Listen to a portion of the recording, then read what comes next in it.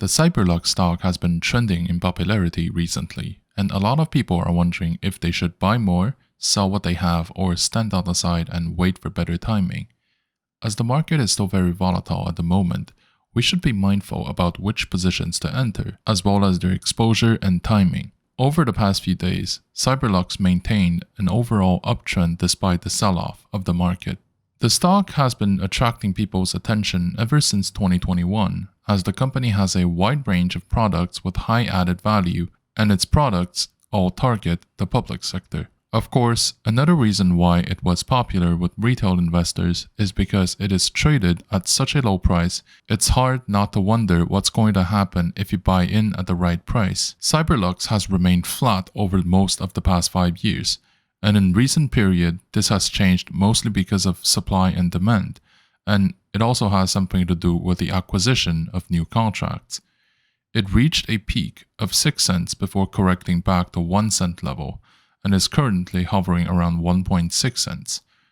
With the current market sentiment, I think that the worst of the sell-offs may be behind us, but there will probably be heavier sell-off pressure on equity market in general, as the capital market is seeking for safe havens more than ever before.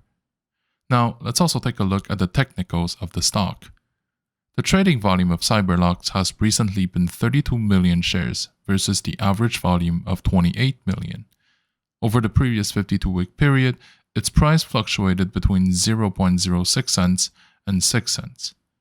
The market cap of Cyberlux is currently at around $16 million versus the enterprise value of $250 million. The difference between the market cap and the enterprise value is the premium or discount the financial market is willing to allocate to the company based on its current fundamentals, leverage, and asset composition. The enterprise value is the combined value of the company's assets minus the debts. If the company has a lot of debts or a negative image amongst the market participants, the assets value may be impaired. With that being said, at the end of the day, it remains an estimation of the market every time it publishes its financial data, so it's less reactive than the market cap and arguably more lenient as well. One key element to note about the enterprise value is that for many growth-type companies, one of the most significant assets they own is their goodwill. Goodwill is basically an expectation of the market that a company can generate more profit or to have more growth than another company, partially because it may have a better management team, a stronger brand recognition, a bigger online following, and so on. It is what makes it unique compared to alternative competitors. In other words, it's not a tangible asset that companies may use, but it's often the reason why some companies are perceived to be trading at a discount, as the market cap is often lower than the enterprise value, because the enterprise value is less reactive to the market cap in volatile situations. If the company goes to liquidation, anything that's intangible, goodwill included, would not be on the balance sheet, as the company has to liquidate itself. When we compare the current price to the historical price fluctuations, the stock is 5% higher than the 1-month low, 103% higher than the 12-week low, and 2400% higher than the 52-week low. At the current point, there is no institutional investor according to Fintel. It's relevant to understand the shareholder composition of a company because this helps us to determine if you should hold the stock long-term or to view it as a trade opportunity.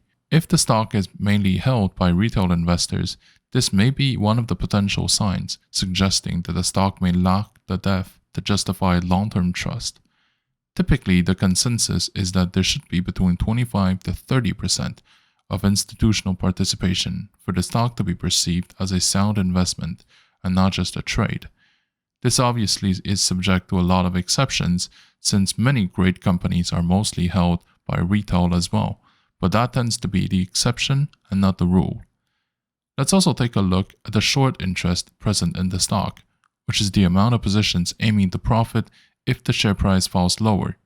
Sometimes when there are a significant short interest in the total volume, this may be a sign that an organized shorting operation may be going on. The current short interest is around 40% of the total float, and 44% of the transactions are coming out of the dark pools.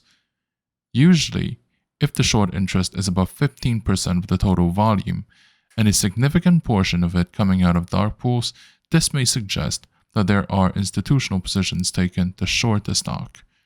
I think that the long-term tendencies of Cyberlux should be bullish from where things stand now, and that its price is going to sufficiently interest people to buy in.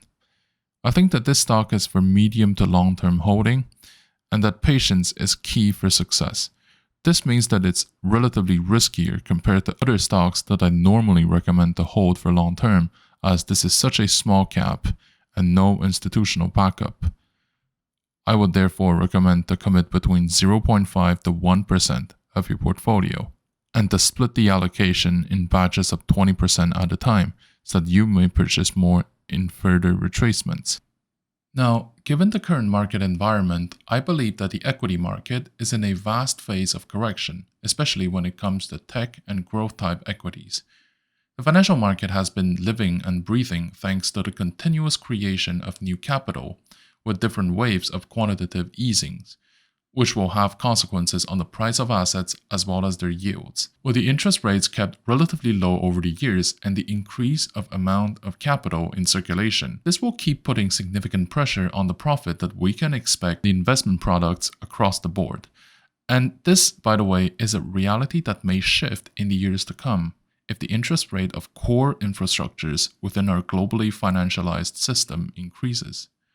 It's useful to remember that the market doesn't represent the real economy, and of course, the real economy doesn't always reflect in the stock performance, since the name of the game here is ultimately called supply and demand, which depends on a whole bunch of factors that go way beyond our own control.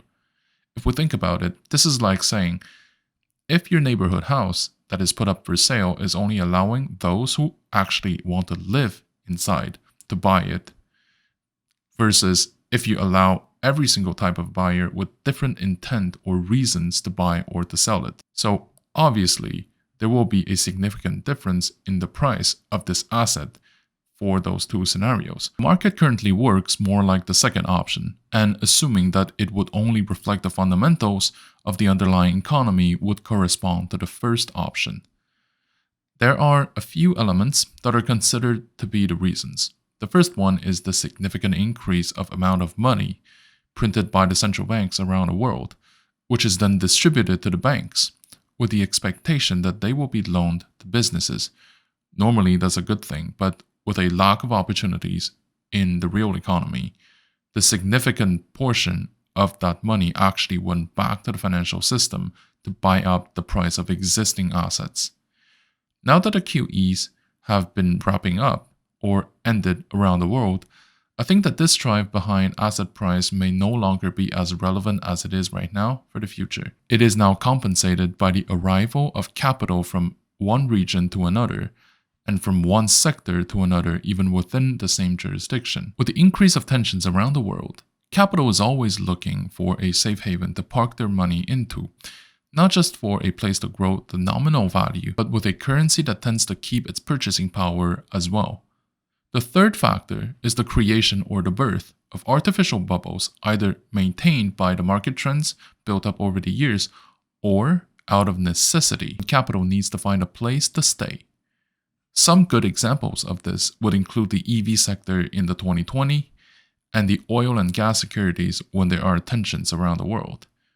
Either way, when it comes to the price trends of the market, the degree of uncertainty is a key drive behind the price fluctuations, and that is likely going to increase as we go on from there.